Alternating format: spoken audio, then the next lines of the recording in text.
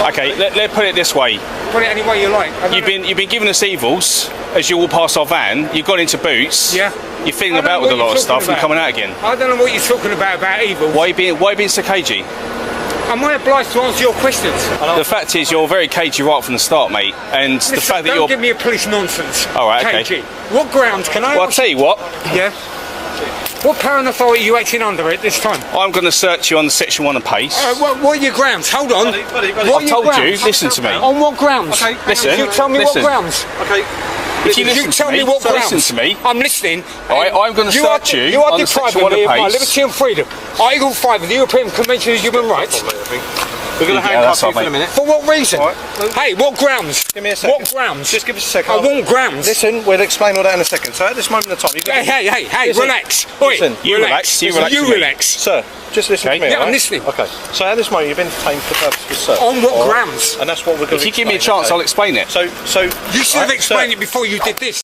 Stopping a man based solely on the claim that he gave evils, or looked a bit shifty, is not just flimsy, it's legally indefensible. These aren't reasonable grounds by any stretch of the law. They're personal judgments masquerading as suspicion. If vague expressions or perceived attitude can justify a stop and search, then anyone walking with a neutral, tired, or irritated face becomes a target. That's not law enforcement tits profiling. Things get worse when Alan, exercising his right, asks for the legal basis of the search. The officers brush him off with a vague, "we'll tell you in a moment," sidestepping one of the most critical legal requirements under PACE, to inform the person of the grounds before any search takes place. This isn't just sloppy, it's a direct breach of the code designed to protect against unlawful or arbitrary searches. By delaying that explanation, they eliminate the only immediate safeguard that ensures public accountability. It's a clear reminder of how quickly rights can be sidelined when officers act on instinct rather than law. bear with us, because we want to explain that to you. Right. So let my colleague explain what he needs to explain. Okay. However, it's really important that you don't interrupt him and let him finish. I'm going to let him finish. But one thing I just want to add is at this moment in time, you're obviously detained. Well, explain why you're detained. You should have done that before. No. Human rights, it's very clear. Can I explain something to you? We're entitled and able to say you are detained for the purpose of search, under which is what we've done, and that's what we're about to explain. Okay, tell me. Okay. Don't use any cagey nonsense. I'm not going to say cagey. I will remind you. Be quiet for a minute. I'll explain it. And obviously we've used force temporarily due to your demeanour. And you've got handcuffs on you. Okay. Until the search is completed, right? Well, I don't consent. You're free to leave. I do not consent. Okay, I appreciate that. To any searches or seizures. Doesn't matter about consent. Oh, it does. Because you have no grounds here. Unfortunately, you don't have to. Okay. Right. Thank you. My colleagues to explain everything. Right. Are you filming this? Yes. Right. Well, I'll be doing an accessory. I completely understand. And you're entitled. Handcuffing Alan. The officer attempts to rationalize the use of force by citing Alan's demeanor, but demeanor is not a lawful basis for restraint. That's not a legal threshold. It's a personal excuse used to justify escalation. Alan wasn't resisting, he wasn't violent, and he certainly wasn't a threat. He was outspoken, yes, but only because his rights were being actively violated. In real time, speaking up when you're being unlawfully detained isn't aggression. It's a natural and justified reaction. And when officers start interpreting frustration as hostility, they're blurring a dangerous line. What we saw was a citizen punished for refusing to be quiet in the face of injustice. That kind of mindset sets a dangerous precedent, one where silence becomes the only acceptable response to unlawful conduct. It completely shifts the burden from officers having to justify their use of force to citizens having to stay calm while their rights are trampled. That's not justice. That's control, disguised as procedure. To explain everything you need to know. Explain it. All right. Right, explain it. So, we've seen you come past the van, as I said. Right, thank you. I'm coming down the road, minding my business. Yeah, listen, let me explain. Yeah. Giving us evils, you're going to the shop. What's evils, anyway? Right, listen. Can you go to the CPS with I was giving him evils? You can, actually. Can you? Yeah. And what would that amount to? Do you want to let me explain the grounds, then? Carry on. Okay. You go into the shop, you see him fiddling around. Fiddling around? Yeah. I went in there for to do my my business. Okay. That's fine. Yeah. But I'm telling you from my point of view, fella. I don't want your point of view unless it adds up my to point grounds. of view is very, Gives very you the important. authority to detain me. Yeah. Can I explain to me? Okay. You seem to be the sensible one here. We're both very sensible. Okay. My colleague is you a very didn't good told me. officer, You right? don't need to do that. So first of all, do you mind if I grab a first name from you? Like I said, I won't be providing any details. Right. There is no search outside Schedule 7 of the Terrorism Act that gives me the authority, or you the authority, to ask me listen, give you're you asking a lot of questions. I'm trying my best to answer them. Okay. Lon made it crystal clear from the start he wasn't going to provide his details. That's his legal right, especially in a situation where no valid grounds for the stop had been established. But instead of respecting that, the officer circles back, asking again and again, as if Alan never spoke. This isn't just repetitives, calculated. It's a pressure tactic, plain and simple. By looping the same demand, the officer's hoping Alan will fold either out of irritation, confusion, or just to get the interaction over with. And that tells us something important. Either the officer wasn't listening, which is deeply careless during any legal engagement, or worse, he was listening and chose to ignore it, pushing ahead with a strategy meant to wear Alan down. Whichever it is, it shows a serious disregard for rights, because when an officer treats power like a weapon instead of a responsibility, that's not enforcement, that's intimidation. We reasonably suspect somebody is committing an offence or anything in relation to certain reasonable grounds. So as my colleague trying to explain to you, we have detained for the purpose of search. The grounds are in which, when you've walked down this road, you have been eyeballing our vehicle, you've been staring at us, and in our opinion, you seem to be paying a lot of attention to police. Your opinion doesn't when you've can you send your opinion like I said, to I'm the going to continue CPS? talking. When you've gone into the shop, again, you've appeared to be very... You're sort of wandering around, and almost as if you're potentially up to no good. I was putting this on, and that's fair enough. That's fair enough. I'm talking about our perception, okay? Right. So that's one of the grounds why we've stopped you. You don't have grounds.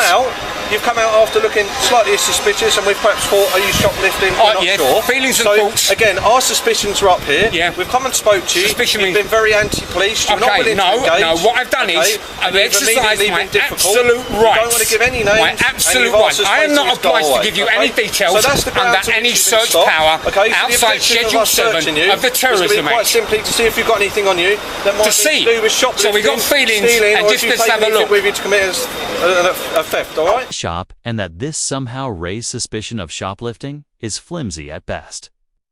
Alan immediately explained he was just putting on his mask. In a post-pandemic world, that's a completely normal, even expected behavior. That should have ended the suspicion right there. But instead of accepting the simple truth, the officer leaned on vague perceptions, saying, from our perception, it could be shoplifting. That's where it gets dangerous. When law enforcement starts treating innocent, non-criminal actions as possible crimes based purely on assumption, it chips away at the very core of lawful policing. Under Section 1 of PACE, suspicion must be based on clear, objective facts. I don't get feeling. I can't detain someone just because a gesture might mean something. Fidgeting isn't a crime. Wearing a mask isn't a crime. And doing both in a store doesn't even come close to meeting the threshold for reasonable suspicion. So this is PC 360 listen, so you don't have to hold that hard. You don't have to do it. Because of your mannerism. Just relax. I'm relaxed. My mannerism. This is an unlawful detention by a Section 5 of the Human Rights Act. Of the Police and Criminal Evidence Act. You've got no grounds. You have no grounds. But you're trying to argue, gave me your feelings. I'm going to reiterate you're detained. Alright? You gave me your feelings, that's all. So can I speak to one of you a minute? You gave me your feelings and that was all. Who's the OIC here? Oi, are you the OIC? Are you the OIC here? Can you hold that? Sergeant, thank you. Maybe get some reason here. Sir, I'm being detained without grounds. And I'm being searched without grounds. Except his feelings and his thoughts. And via the Human Rights Act, Section 5. This is an unlawful detention. Have the officers given you the details of why? They gave me their grounds. He gave me his feelings and he gave me his thoughts. I didn't give any grounds. We have given grounds. He gave me his feelings. Listen, I'm going to do you a little favour. It's all on body worn anyway. Right, good. I'll be getting that access information request. Listen, maybe if you ask the officer to repeat them, he'll repeat them for you. Okay, well, let's have it in. Can you repeat it before you carry on? Can I put this back in your pocket first? Because, sir, I am being detained unlawfully. My human right is being contravened here. Okay. Section 5. Not section, Article 5. Article 5, yeah. Yeah, okay, Article. I understand all of what you're saying, but let the officer explain again. Okay, are you listening? I'm listening. Sergeant, because I'm relying on you to be impartial here. I'm listening. Right, fine. Can you give me your... Can I put these back in your pocket first? You can do. It's up to you. Right. Right, okay, lady, you can relax, okay? You can relax. I'm not running anywhere. I'm an old fart. There's about how many of you? You can relax. You can relax. I am relaxed. No, you are not. Anyone filming this? We're filming it, don't worry. Search, I didn't hear the grounds. No, can you give him the grounds? I have said. He hasn't got on. Are you going to listen to me? While you're shouting at me, I can't hear a thing. So maybe let him repeat his grounds. What? Can you repeat them? Yes, we see let you. him say the whole thing and don't interfere. I'll say nothing. Okay. You're nice. You're not listening, are you? You're talking Right, to me. okay, I'm listening and it's all being recorded. All right, okay.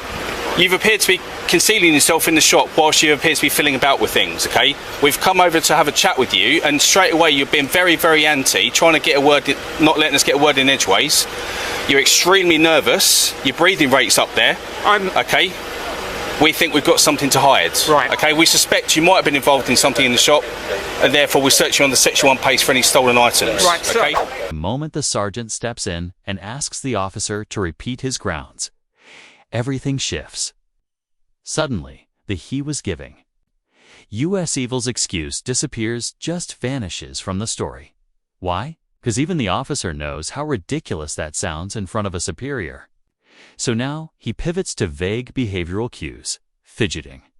Rapid breathing, classic signs of someone being confronted by police, not of criminal intent.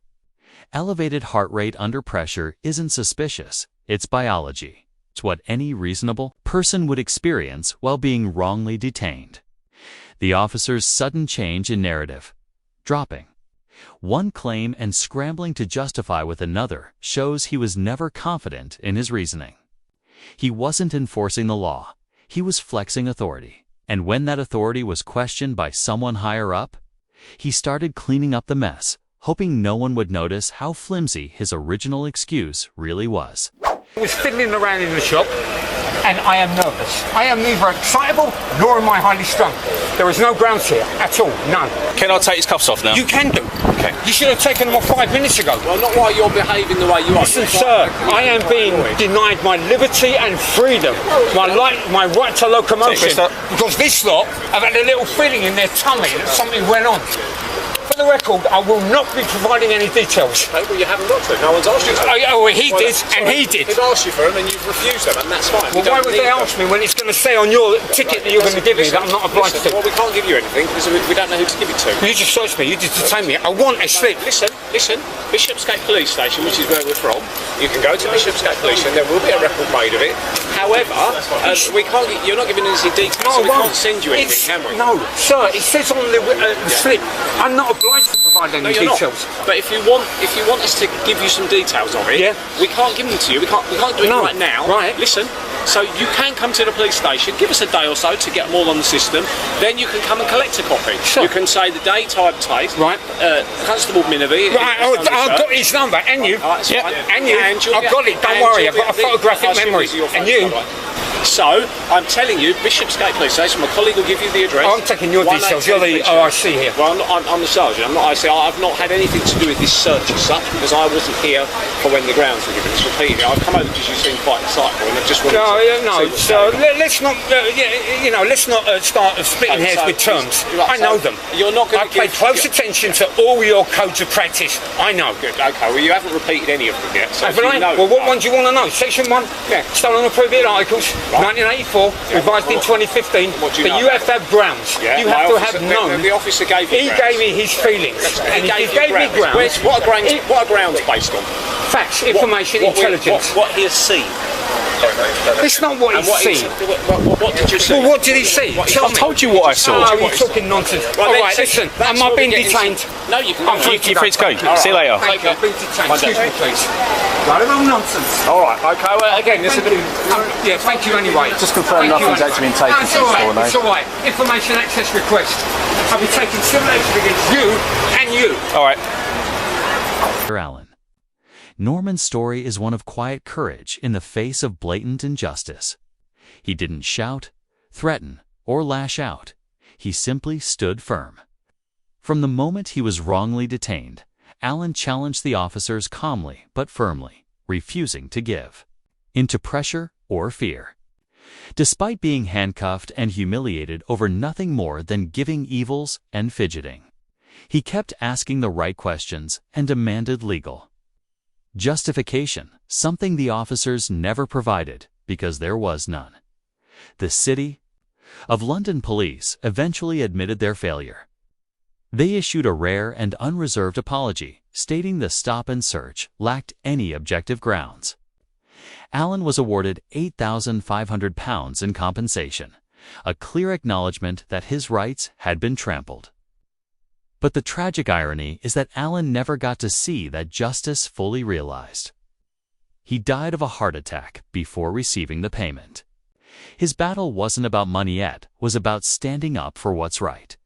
Allen wasn't an activist or an auditor. He was an everyday man with extraordinary resolve. And while the system failed him in life, his unwavering resistance exposed another shameful misuse of police power.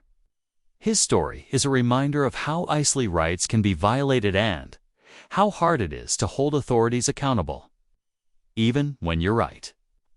Rest in peace, Allen. Your strength, dignity, and determination won't be forgotten.